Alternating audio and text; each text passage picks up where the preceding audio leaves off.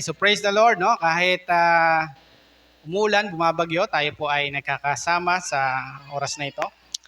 So, tayo po lahat ay magsitayo para po sa pagbasa ng banal na kasulatan. Meron tayong mga Biblia, samahan niyo po ako sa pagbasa sa aklat ng Mateo, chapter 11, 28 to 30. Matthew 11, 28 to 30. Sabi po dito, "Come to me, all you who are weary and burdened, and I will give you rest. Take my yoke upon you and learn from me, for I am gentle and humble in heart, and you will find rest for your souls. For my yoke is easy and my burden is light." Tayo po lahat ay manalangin. Yes, Lord, Heavenly Father, thank you so much for this wonderful day that you've given us. Thank you, Lord, for your guidance, for your love that we received today. And once again, Lord, we ask your Holy Spirit to reveal your words for us, Lord, so that we can live in freedom, so that we can live as if we are really your children. Lord, maraming salamat for this opportunity to serve you and to listen to you, Lord. And once again, sa iyo po ang kapurihan, sa tayong pangalan ni Jesus. Amen. Pwede na po tayo magsipo. Right, so again, nasa series po tayo ng ating pong pinag-uusapang sheltered, no? Or kanlungan, okay? At tayo po ay really, we can experience yung kanlungan, no? Na nagmumula sa ating Panginoon. Sino po sa atin dito na pakiramdam mo, pagod ka na, but then kagigising mo pa lang, okay? Pakiramdam mo, you're about to quit, okay? Feeling mo, pag sinabi kasi nating weary, no, ito yung pagkapagod, no, okay? Sinabi yung burden, bigat na bigat, no, dahil mong bigatin sa buhay.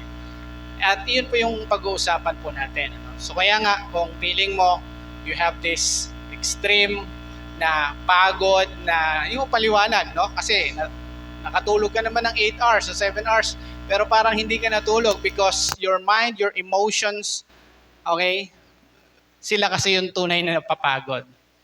Okay? So you're so anxious of many things. Okay? So the message is for you, no? Ang mensahe para sa atin so that we can find rest in Jesus. So that's our topic today. Find rest in Jesus. Actually, itong context po na ito, minsan, lagi po natin narinig yung or nababasa itong Bible verses po na ito doon sa mga namatay. Okay? But this message is not really for those people who are dead, no? Para po sa atin to kasi may word dyan na souls. Alam niyo po, ang tao po, we have physical being and what we call our soul and yung ating pong spirit. Okay? Galing po yan, tatlo yan, no? Okay? Pero ang tinutukoy po dito, pag sinabi po nating souls, it talks about our mind, it talks about our emotion. Okay? Kaya nga pagdating sa langit or sa impyerno, you have also the awareness of your sin.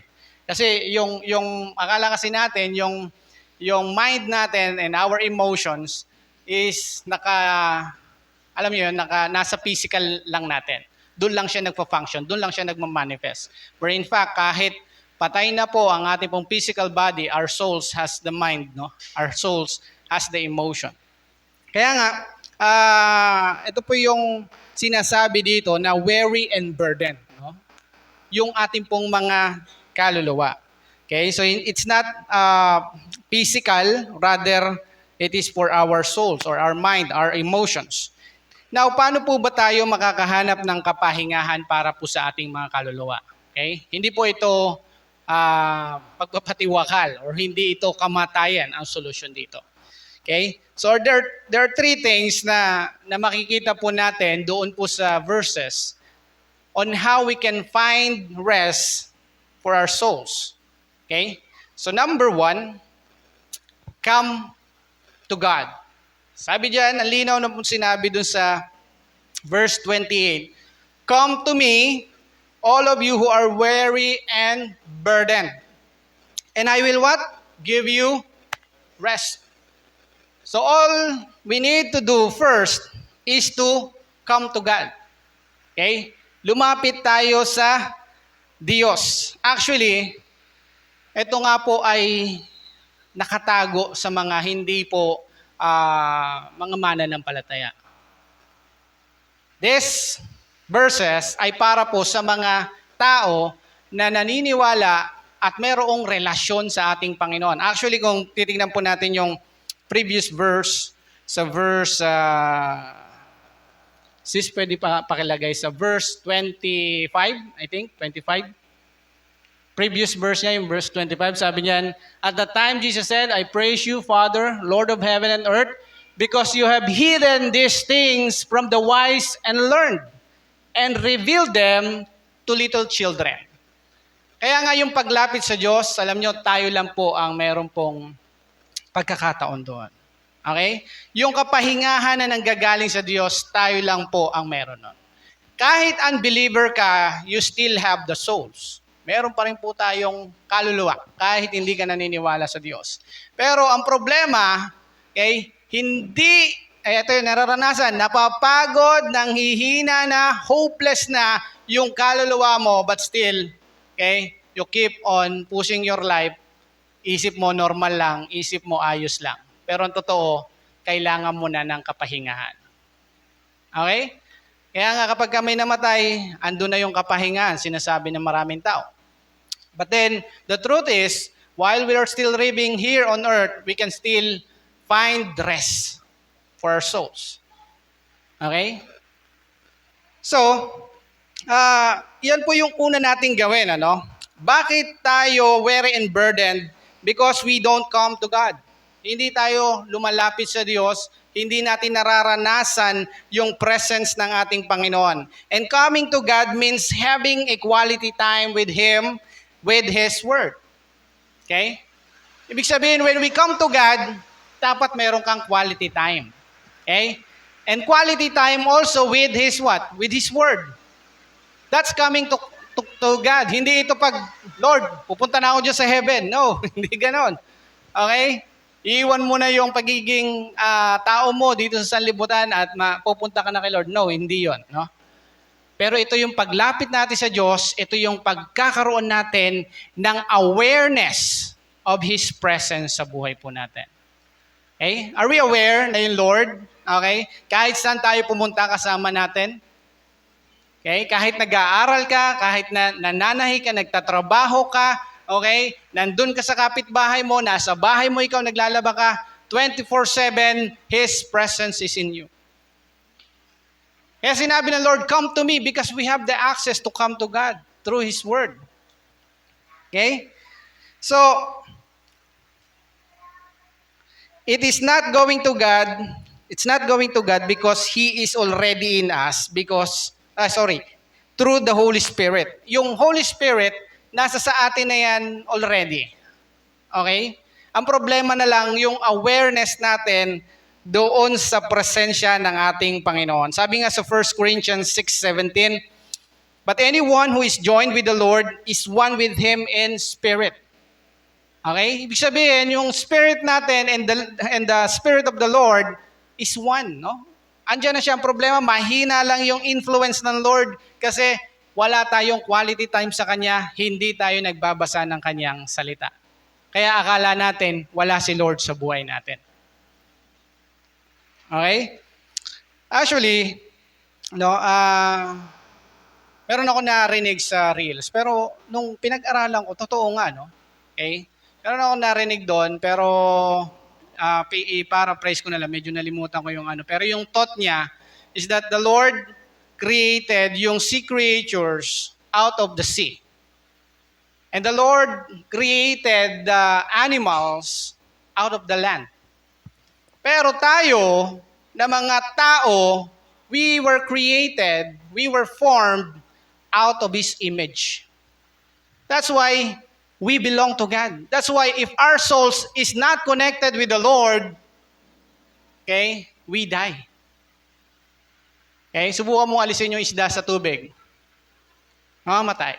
Okay? Pero although merong ibang isda na kayang tumagal sa lupa, but they die. Okay? Subukan mong ang mga puno, bunutin mo sa lupa, they die. Pero ang tao, kapag hindi connected sa Panginoon, we die spiritually. At iyon yung ginawa sa kanila kay Eva at Adan nung ating kaaway, which is si Satan. Okay? Sinabi niya, tunay ka bang mamamatay ka? Not really, hindi ka naman talaga mamamatay. Pero ang kamatayan na tinutukoy ng Diyos is that yung separation natin sa Kanya. The moment na sinuway nila yung Diyos, yung spirit na meron sila, namatay yun. Okay? Namatay yung spirito na binigay sa kanila ng Panginoon, nagko-connect sa kanila directly to God. Pero ni-restore yun ng ating Panginoong Jesucristo nung siya'y namatay doon sa cross ng Calvary. That we can now have the full access to God through His Spirit. So ulitin po natin mga kapatid, okay? Human being, tayo po yung mga kaluluwa po natin, okay? Nilalang po yan ng ating Panginoon and we are designed to be with God. We are formed out of His image. Di ba? Imagine mo, nilalang ng Panginoon yung lahat ng bagay out of themselves. Okay? Pero tayo, ang ginawa ng Panginoon, kumuha siya ng dust at hiningahan niya yung ating mga ilong at nagkaroon tayo ng buhay. We came directly from God. Kaya nga, kung hindi tayo connected sa Panginoon, patay po ang buhay po natin. Kaya nga yung soul natin, napapagod yan, nabibigatan yan. Okay? Subukan mo, meron ka lang isang kasalanan, kahit simpleng kasinungalingan, no? At hindi mo yan tinatalikuran sa buhay mo, it will destroy your life. Okay? It will surely destroy our lives. So, yung spirito natin, dapat marunong lumapit sa ating Panginoon sa pamamagitan ng Kanyang salita. So kung hindi po, again, iyon po yung malinaw na sinasabi sa atin, para po tayo magkaroon ng kapahingahan, sabi ng Panginoon, come to me. Okay? So sana po, matuto po tayo lumapit sa Panginoon sa pamamagitan ng quality time, sa pamamagitan ng pagbabasa ng Kanyang salita. Because His Word, okay, yung Word po ng Panginoon gives life sa buhay po ng bawat isa sa atin. So number 2, take His yoke.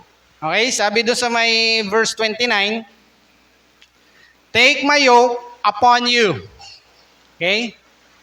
Pag sinabi po natin yoke, biblically, dalawa ibig sabihin yan. Pero yung isang ibig sabihin kasi niyan, yung bondage. No?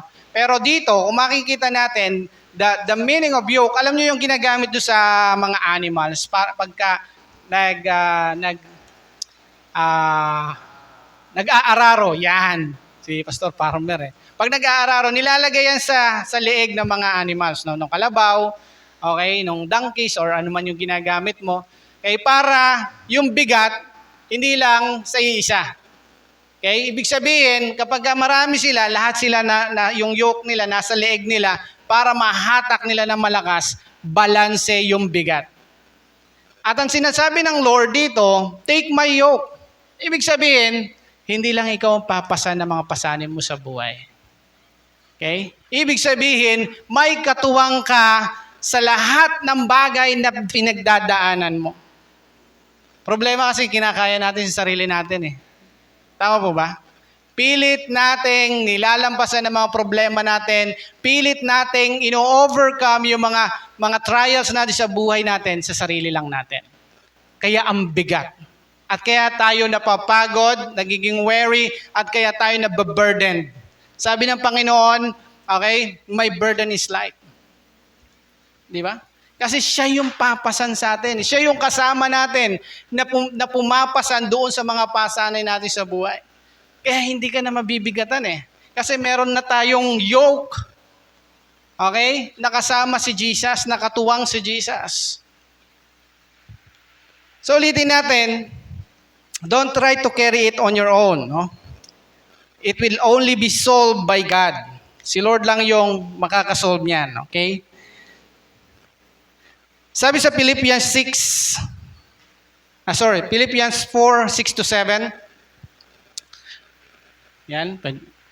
Sabi diyan, do not be anxious about anything, but in every situation, by prayer and petition, with thanksgiving, present your requests to God.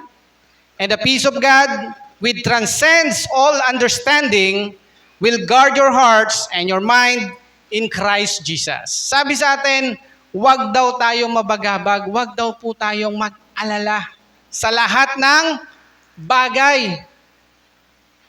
Kahit anong bagay. Pero anong dapat daw natin gawin? In every situation, manalangin po tayo doon sa mga bagay na hinihiling natin sa Panginoon with thanksgiving. Okay? Kasi may mga bagay na wala tayong control and ang kailangan lang natin gawin, ang control lang natin is manalangin. And by doing that, we become dependent to the Lord. Okay? We become dependent dun sa ating Panginoon. Kasi karaniwan, hindi po pala karaniwan, okay? Lahat ng ating mga pinag-aalala, okay? Wala tayong control. Diba? Minsan inisip natin na paano yung future ng anak ko. Although meron tayong ginagawa, okay, para mapaayos yung kanilang mga buhay, but then again, nasa control pa rin ng ating Panginoon. Okay, paano ko kaya kung bukas wala na akong trabaho? Wala kang control doon. Okay? Basta ang gawin mo lang, okay, bigay mo yung best mo bilang isang manggagawa. At ipanalangin mo na si Lord na yung bahala sa bawat isa sa atin. Okay, sabi diyan, kapag nagawa daw po natin yung pananalangin ng Panginoon, pakikipag-communicate sa Panginoon ng mayroong pasasalamat, okay, and yung sa may verse 7, and the peace of God. Okay, sabi diyan, and the peace of God, yung peace daw na ito, galing po sa Panginoon. When we say peace, it is the fruit of the Spirit. Okay? Hindi ito, kaya nga merong ganito no? Kahit nagpipreach ka, kahit nagsusonglid ka, tumatambol ka, kahit nagbibigay ka sa church, maaaring wala ka nitong peace na ito. Kasi those are gifts. Okay?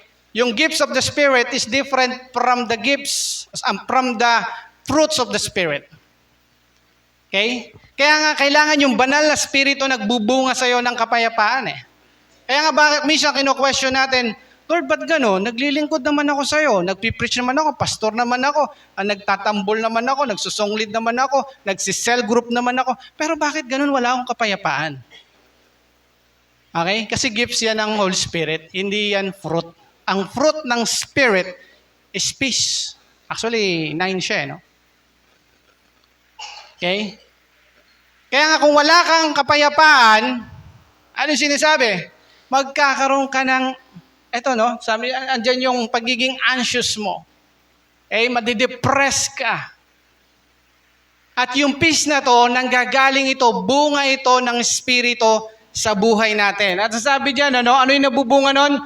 Which transcends all understanding. Pag sinabi natin transcends, surpasses, no? Nalalampasan ito. Ibig sabihin, hindi ito kayang maunawaan. Lahat ng pagkaunawa, hindi kayang maunawaan yung kapayapaan na nagmumula sa Diyos. Kung minsan isip mo, okay, yung minsan mayroon kang tinitingnan, bakit ganun si sister? Parang napakapayapa ng buhay niya. Pero yung status naman ng pamumuhay niya, parang hirap na hirap, di ba? Walang maayos na trabaho, okay, hindi maganda yung bahay. Bakit gano'n? Punong-puno siya ng kapayapaan. Nakukuha po ba natin? Kaya nga it transcends all understanding.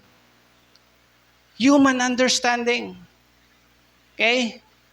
Nasasurpass niya. Hindi ito may bibigay ng malaking pera sa bank account mo, hindi ito may bibigay ng magandang tahanan, ng pagta-travel around the world. Yung kapayapaan na ito ang magbibigay lang sa atin ito, kundi yung ating Panginoong Jesucristo sa pamagitan ng kanyang banal na Espiritu.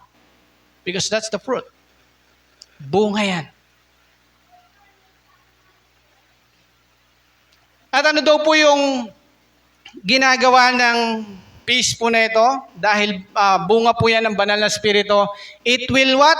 Guard your heart and your mind. Okay? Sabi ko nga po sa inyo kanina, when we talk about souls, okay, it means our mind and our emotion. And if we have the peace, it will guard our heart, our emotions, our minds from those depression, from those anxieties, from those weariness, from those burdens na dinadala po natin. All we have to do is to take His yoke. Okay? Meron tayong katuwang. Nakukuha po ba natin? Ang sarap may katuwang, di ba? Okay? Ang sarap may kasama. At ang makakagawa lang po niyan, walang iba kundi yung ating Panginoon. So number 3, learn from Him. Sabi diyan, no? Sa may 29, take my yoke upon you and learn from me. Sino nagsasalita? Yung ating Panginoong Jesucristo. Okay? So we have to learn from God. Hindi sa nakapaligid natin, hindi sa culture natin, hindi sa nababasa nating memes, okay? Learn from God. Alam niyo yung enemy natin, tayo po mga Kristiyano, hindi na tayo, meron po kasing attack na ginagawa sa atin si Satan. Although, tayo mga Kristiyano na, we cannot be possessed by demons. There's no such thing kasi Kristiyano na tayo. Templo na ng Diyos yung buhay natin. But Satan can still attack us by his lies, deceptions, accusations, and temptations, many things. Okay? Pero galing yun sa outside. Wala nang possession. Okay? So kaya nga, ang pinaka malalim, okay, deepest and greatest weapon sa atin ni Satan is his lie. Okay, sa SOL, pinag-aaralan natin, no? He's the father of all lies. Okay? At yung kasinungalingan na yon ay yung kasinungalingan na hindi ka mahal ng Diyos. Okay? Yung kasinungalingan na hindi ka mahal ng Diyos. Sabi sa atin sa 1 John 4:18, there is no fear in love, but perfect love drives out fear, because fear has nothing to do with punishment. The one who fears is not made perfect in love. Ibig sabihin, if you really receive and if you really experiencing the love of God, lahat ng klase ng fears, worries sa buhay mo, burdens, weariness sa buhay mo, it drives out. Okay? Intellectually, hindi mo nauunawaan to. Alam mo, mahal ka ng Diyos intellectually. But in your core being, you don't really experience the love of God. Sa kaloob-looban mo, hindi ka naniniwala na mahal ka ng Diyos. Bakit? Kasi sa kasinungalingan ni Satan. Alam niyo si Satan, kaya nating utusan yan actually, through the power that has given to us sa pamagitan ng ating Panginoon. Pag sinabi natin tumigil ka sa kasinungalingan mo, when we say something, okay, in the name of Jesus to them, they will do it. Pero, alam nyo, sa katagalan kasi, tagal ka niya na niloloko, huminto na siya sa pagsisinungaling sa'yo, pero ikaw sa sarili mo, ine-echo mo pa yung kasinungalingan na yun. Because matagal mo nang pinaniniwalaan yung lies na yun eh. Okay? At dahil ine-echo mo yun sa sarili mo, kumikilos ka tuloy na wala ka pang kalayaan. Okay? Kumikilos ka tuloy na as if hindi ka mahal ng Diyos. Okay? Imagine this. The most powerful the most powerful being who ever exists. Okay? Mahal ka. It drives out all fear. Sabi ng Bible, perfect love casts out all fear. Imaginein mo, yung burden mo, yung worries mo, okay? Yung anxieties mo, saan ka dinadala niyan? Okay? Sinisira niya ng araw mo. And if you think that, okay, na sinisira niyan ang buhay mo, Okay? Ipapakita yan sa'yo ng Lord, do you think I don't love you? Okay? Sa palagay mo ba hindi kita mahal? Mahal tayo ng Diyos. You don't understand it intellectually, but inside of you, in your core being, you don't believe that the Lord loves you. Okay? Because perfect love casts out all fear. So ngayon mga kapatid, no? Napakahalaga na talagang maranasan natin yung pagmamahal ng ating Panginoon sa atin. Okay? Kasi nga, we have to learn from God or else si Satan ang magtuturo sa atin ng kasinungalingan. Okay?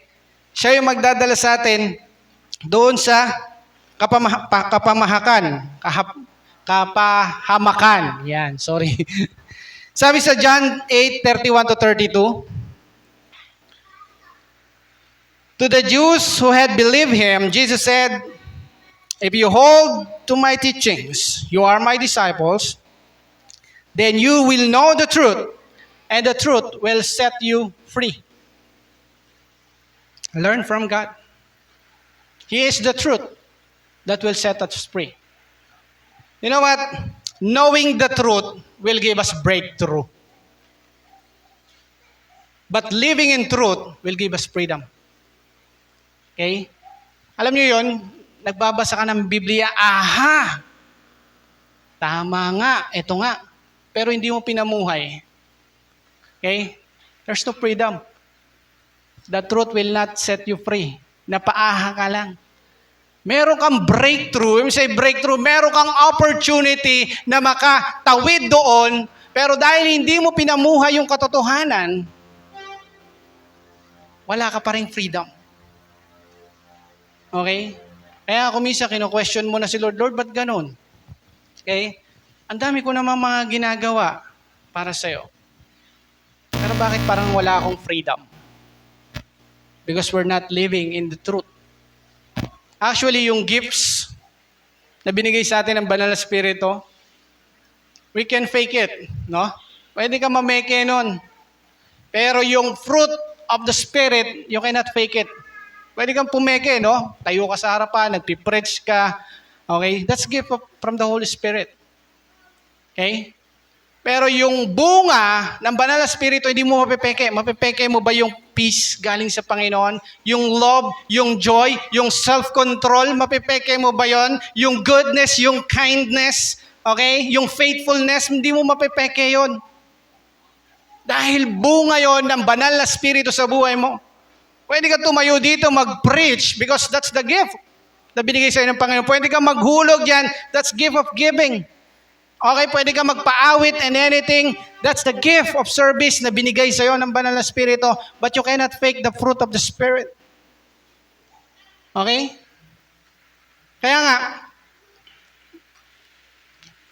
kailangan nating matuto sa ating Panginoon. Sa tulong ng Banal na Espiritu na sumasa atin, kaya po nating matutunan yun.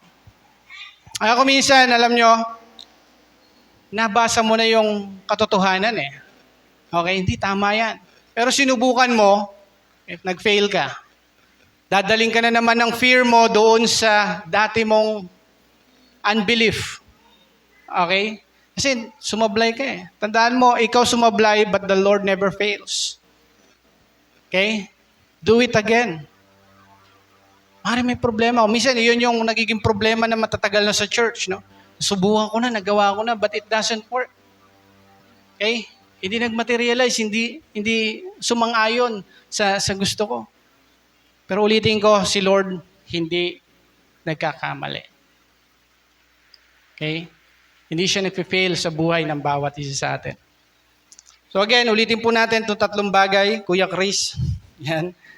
Una, come to God, lumapit tayo sa Panginoon sa pamamagitan ng pagkakaroon ng quality time sa Kanya. Okay? Sa pamamagitan ng awareness ng Kanyang presence sa buhay po natin. And take His yoke. Okay? Huwag na natin subukan pa na pasanin sa sarili natin yung mga pasanin natin sa buhay. May katuwang po tayo. Walang iba kundi yung ating Panginoong Hesukristo. the most powerful being. Okay? Siya yung tutulong sa atin. Siya yung nagmamahal sa atin. Number 3, matuto tayo sa Kanya. Learn from Him. Actually, ang daming mga kasinungalingang nilagay na sa iyo si Satan. Marami na si Satan nilagay na kasinungalingan sa buhay natin. At lahat ng yan, na-break na ng Panginoon sa pamamagitan ng Kanyang dugo. Tayo na lang yung nag-e-empower nun eh. Kasi wala nang kapangyarihan sa atin si Satan. Ine-echo na lang natin siya sa sarili natin. Okay?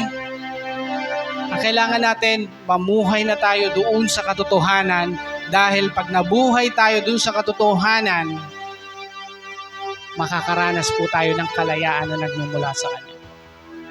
Tayo po lahat ay magsitayo. Tayo po ay mag-ukol ng panalangin.